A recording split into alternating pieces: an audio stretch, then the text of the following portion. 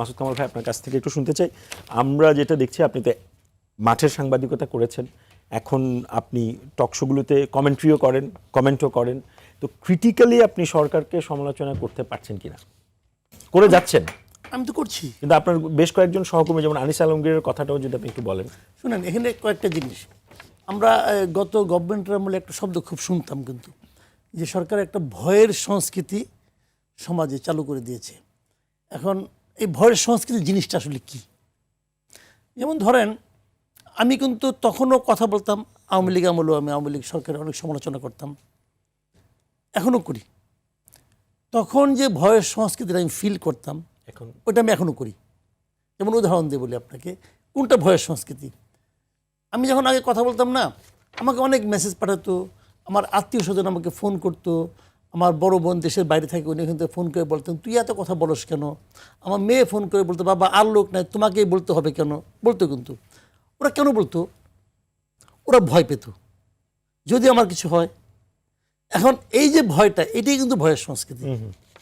মানে আমাকেই ভয় পেতে হবে তা কিন্তু না, আমাকে ঘিরে যারা আছে তারা যখন আমার কর্মকাণ্ড, যেটা আমার স্বাভাবিক কর্মকাণ্ড, যেটা মাহবুব ভাই বললেন যে মন খুলে সমালোচনা করে, এটা বলতে হবে কেন? আমি সমালোচনা করবো, এটা আমার অধিকার। এবং আমি মন খুলেই বলবো, এটা অধিকার। ওনাকে বলতে হচ্ছে কেন? এবং উনি যখন বলছেন, বলে কি করছেন, একজন লোককে ধরে নিয়ে যাচ্ছেন। আমি আনিস আলমগীর কথা, আনিস আলমগীর তো আমার সঙ্গে প্রচুর আলোচনা করেছেন, আমার একটা প্ল্যাটফর্ম, এই অনুষ্ঠানের উপর, সেই প্ল্যাটফর্মে সে প্রচুর আসতো, কথা বলতো। আনিস আলমকে ধরে, আনিস আলমকে অপরাধ কি ভাই? কথাই তো বলছে না, কথা তো বলছে, আর তো কিছু বলে না, আর তো কিছু করে নাই, কাউকে যেহেতু বা দিয়ে কোপ দেয় নাই, কোপ দিছে, কথা বলছে। এখন উনি কথা বলার মাধ্যমে ওনার বিরুদ্ধে সন্ত্রাস দমন আইনটা, জারি আইনটা তাকে নিতে হইল, এবং কোন আইনে তাকে মামলা করবে এটা বোঝার জন্য তাকে 18 ঘন্টা থানায় নিয়ে ডিবি অফিসে বসায় রাখতে হইল।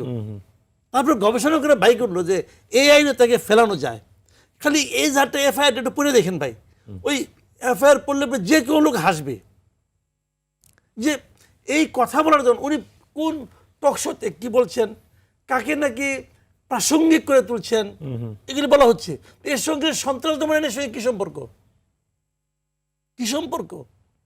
তো সংবিধান তো আমাকে কথা বলার রাইট দিয়েছে। তো উনি আরেকজন আমাদের মানে প্রধান উপদেষ্টা দায়িত্ব নেওয়ার পর সেপ্টেম্বর মাসেই বলছিলেন আপনারা মন খুলে সমালোচনা করেন। সমালোচনা লাগে কথাই বলতে দেন না রে ভাই, আপনার সরকার তো কথায় সমালোচনা, তো আবার মন খুলে সেটা আপনি করতে দিবেন, কথাই বলতে দেন না মানুষকে, কথা বললেই ধমক দেন। এই সরকারের সবচেয়ে বড় উইপেনটা কি জানেন? মব। মব করে আটকে দিচ্ছে। আপনি বলছেন আমি তো মব করি না, হ্যাঁ আপনি অর্ডার দিয়ে মব করান না, কিন্তু মবকে আপনি এনকারেজ করেন। দেখেন, আনিস আলমগীর, আমি, আব্দুল নূর তুষার একবার একটা রেস্টুরেন্টে এমনি খাইতে গেছিলাম। খাইতে যাওয়ার পর আমরা একটা ছবি তুললাম, সেই ছবিটা আনিস আলমগীর তার ফেসবুক পেজ, আমিও দেই নাই, আব্দুল নূর তুষারও দেয় নাই, আনিস আলমগীর ওর ক্যামেরাতে উঠাইছে, ওর ক্যামেরা দিয়েছে। সেই ছবিটাকে দিয়ে এই পিনাকি ভট্টাচার্য একটা ক্যাপশন দিছে, আনিস আলমগীর গ্রেপ্তার হওয়ার ওই দিনই রইল বাকি 2। অর্থটা কি? আনিস আলমগীর গেল, রইলাম, আমাদেরকে ধরতে হবে। অপরাধটা কি আমার? আমি কথা বলেছি, আমি কথা বলতে পারবো না? এটা কোনো ভয় দেখাচ্ছে তারা, নাকি হুমকে দিচ্ছে? এইটাই হলো ভয়ের সংস্কৃতি। এই ভয়ের সংস্কৃতি যেটা হাসিনার আমলে ছিল, সেই ভয়ের সংস্কৃতি অন্য চেহারায় এদের আমলে আছে। হাসিনা নিয়ে গুম করে ফেলাইতো, আর এরা নিয়ে রাস্তাঘাটে পিটায়।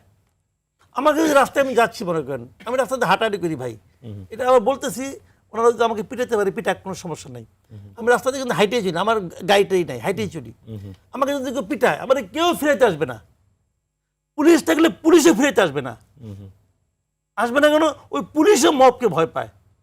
পুলিশ জানে আমি যদি মবকে ফিরাতে যাই তাহলে আমার শাস্তি হবে, ওদের কিছু হবে না। আপনি একটা কথা মাথায় রাখেন। একটা ঘটনা বলি আপনাকে, ধানমন্ডি 32 নম্বরের সামনে এক মহিলাকে, এক প্রৌঢ়া মহিলাকে এক তরুণী লাঠি দিয়ে পিটাইলো সবার সামনে। ভিডিও আমরা সবাই দেখলাম তো। পুলিশ কি করলো? যে মার খেলো তাকে নিয়ে জেলে ঢুকাই দিল, আর যে মারলো তাকে জিজ্ঞাসা করলো না তুমি কেন মারলা, তোমার কি হাত চুলকাচ্ছিল এই জন্য মারছো? কি ঘটনাটা কি বলো আমাদেরকে। চুপ। জিজ্ঞেস করছে, কয় নাই। রাষ্ট্র কি ওই প্রৌঢ়া মহিলাকে, তার কি অপরাধ কি সমাচার, যদি সে ধর্মাভিষেক মারাত্মক কোনো অপরাধ করছে, তাকে কি ওই লাঠিতে পিটানোর এখতিয়ার তার আছে? যখন এখতিয়ার বিহীন পিটাচ্ছে, ওটি তো মব। ওই মবকে রাষ্ট্র উৎসাহ দিচ্ছে। এটা হলো ডক্টর ইউনূসের এই মুহূর্তে সবচেয়ে বড় স্ট্রেংথ।